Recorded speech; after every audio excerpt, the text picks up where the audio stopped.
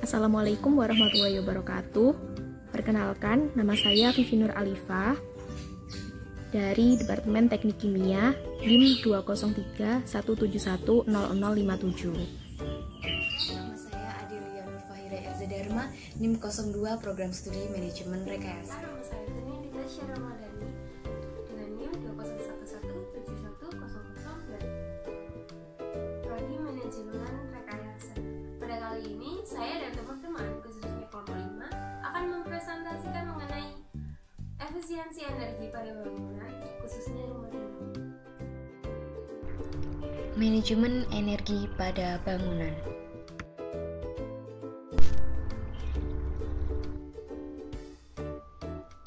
Kami dari kelompok 5 yang beranggotakan yang pertama Adelia Nurfahira, Firnindita Syahri, dan Vivi Nur Alifah. Pada kesempatan kali ini, kami akan membahas tentang beberapa materi.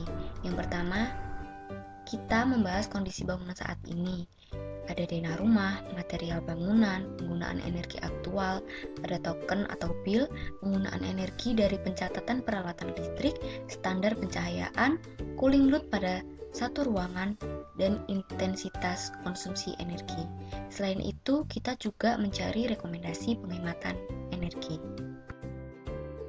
Yang pertama, saya akan menjelaskan tentang dana rumah yang kami pakai. Rumah ini berukuran 11,55 meter kali 9,35 meter.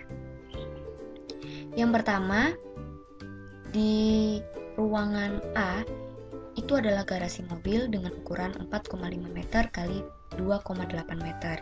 Di ruangan B itu ada teras yang berukuran 2,75 meter dikali 1,5 meter.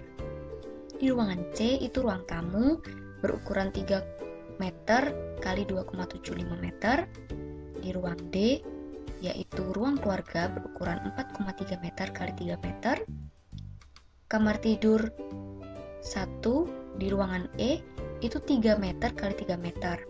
Kamar tidur di ruangan F dan H itu sama, ukurannya 3,3 meter. Pada ruangan G itu ada kamar mandi pertama yang berukuran 2 meter kali 2 meter. Di ruangan C itu kamar mandi kedua itu ukurannya juga sama seperti kamar mandi pertama, yaitu 2 kali 2 meter. Setelah itu ada ruangan I, yaitu dapur berukuran 2,75 meter kali 1,85 meter.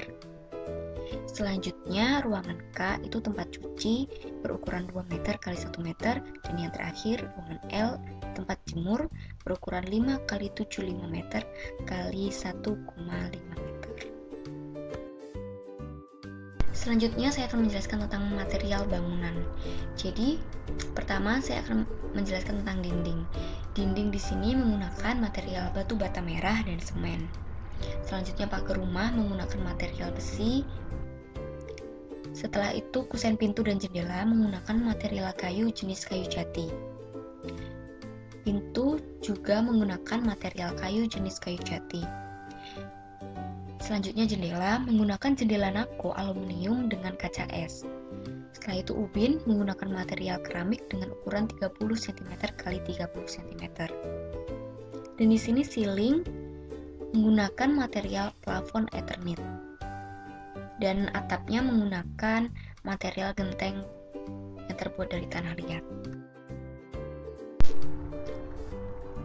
Setelah itu, saya akan menjelaskan tentang catatan bil listrik yang dikeluarkan selama 1 bulan. Jadi per bulan itu menghabiskan biaya sebesar Rp208.234.000 dengan daya sebesar 154,01 kWh. Angka tersebut diperoleh karena golongan listrik yang digunakan yaitu 900 volt ampere dengan tarif listrik yang berlaku yaitu 1.352 per kWh. Yang selanjutnya yaitu penggunaan energi dari pencatatan peralatan listrik. Pertama, satu kipas angin menghabiskan daya 12 kWh per bulan. 3 lampu luar menghabiskan daya 4,5 kWh per bulan. 1 lampu dapur menghabiskan daya 0,72 kWh per bulan. 3 lampu kamar tidur menghabiskan daya 2,7 kWh per bulan. 2 lampu ruang tamu dan ruang keluarga menghabiskan daya 3,6 kWh per bulan. 2 lampu kamar mandi menghabiskan daya 1,2 kWh per bulan. 1 cas beserta laptop menghabiskan daya sebesar 5,4 kWh per bulan. 4 cas HP menghabiskan daya 1,8 kWh per bulan. 1 setrika menghabiskan daya 2,8 kWh per bulan. 1 rice cooker menghasilkan total daya 54 kWh per bulan. 1 kulkas menghabiskan daya 54 kWh per bulan, dan 1 TV menghabiskan daya 10,5 kWh per bulan, sehingga total daya yang dikeluarkan per bulannya yaitu sebesar 153,22 kWh per bulan. Setelah kita melakukan perhitungan pada penggunaan energi, kita juga harus mengetahui nih standar pencahayaan yang ada di rumah. Nah, di sini ada perhitungan untuk artificial lighting dan daylighting factor. Di sini ada tabel. Setelah kita hitung, di sini rata-rata dalam satuan lux dapat dilihat pada tabel ini. Nah, jika dibandingkan dengan SNI, maka untuk standar pencahayaan ini masih belum memenuhi. Artificial lighting itu pencahayaan buatan. Kemudian ada daylighting factor. Nah, daylighting factor ini dia merupakan yang ada jendelanya saja. Kemudian di sini kita menghitung untuk TUU-nya sama TUS-nya. Untuk TUU sendiri itu setengah dari bangunan itu sendiri. Kemudian yang TUS-nya itu sepertiga dari bangunan. Nah, di sini ini yang sudah dihitung. Kemudian jika dibandingkan dengan yang ada di SNI, ada yang sudah memenuhi dan ada yang belum memenuhi. Untuk yang belum memenuhi, di sini ada dapur. Nah, dapur ini bisa dilihat bahwa TUU ini sudah memenuhi, akan tetapi untuk TUS-nya belum memenuhi. Selanjutnya, kita juga melakukan perhitungan cooling load. Nah, di sini kita menggunakan study case kamar tidur dengan ukuran panjangnya itu 3 meter, lebarnya 3 meter, dan tingginya 3,5 meter. Kita menghitung Ki dari atapnya, dihasilkan sebesar 32,94 watt. Kemudian Ki dindingnya itu 134,54, lantai 450,28, infiltrasi udara itu 535,5. Kemudian untuk pencahayaan itu 9,75. Terus untuk barang elektronik, di sini kamar tidur cuma mempunyai laptop dan Ki-nya itu sebesar 26,325 dan dihuni oleh 2 orang, sehingga Ki-nya itu 93,5. Jadi total keseluruhan beban cooling load itu adalah 1283,205 watt. Nah, dari selanjutnya di sini kita dari data-data yang disebutkan tadi sebelumnya kita menghitung intensitas konsumsi energi atau IKE.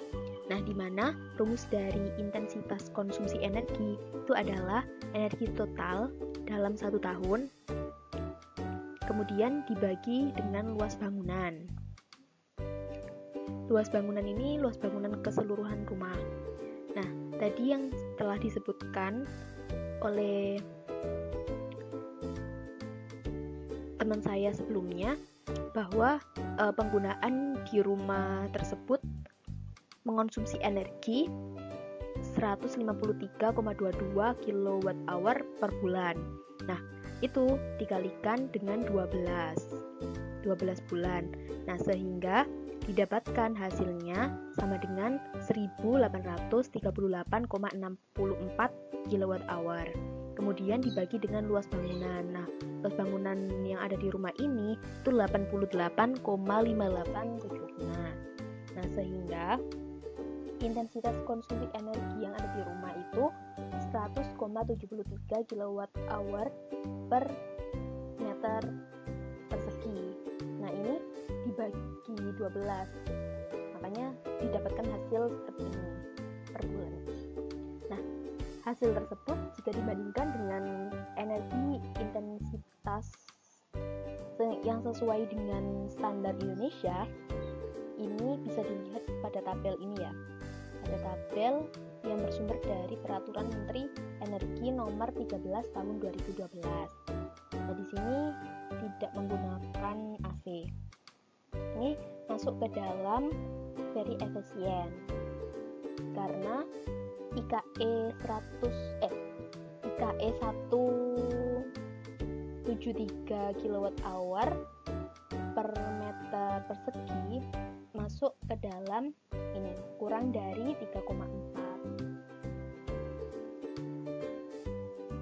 Nah, selanjutnya kita akan membahas mengenai rekomendasi apa sih yang diperlukan untuk audit energi ini. Rekomendasi penghematan energi pada peralatan elektronik. Yang pertama, jangan sampai alat elektronik tetap menyala ketika sedang tidur. Aktivitas ini dapat menghambur-hamburkan daya listrik. Matikan seluruh perangkat elektronik seperti TV, gadget, dan laptop saat memasuki jam tidur produktif. Jangan sampai membiasakan mengisi aliran listrik, gadget, serta laptop ketika akan tidur. Cabut kabel steker ketika tidak digunakan. Yang kedua, menggunakan monitor LCD atau LED untuk televisi karena tidak banyak mengeluarkan aliran listrik untuk menjalankannya. Yang ketiga, matikan kulkas pada kondisi tertentu dan hindari penempatan kulkas dari sinar matahari serta jangan tempatkan di ruangan sempit karena kulkas membutuhkan ruang atau ventilasi untuk mengeluarkan udara dari mesin. Yang keempat, saat ingin memasak nasi menggunakan rice cooker, gunakan air yang sudah dipanaskan terlebih dahulu, karena dengan begitu proses memasak semakin lebih singkat.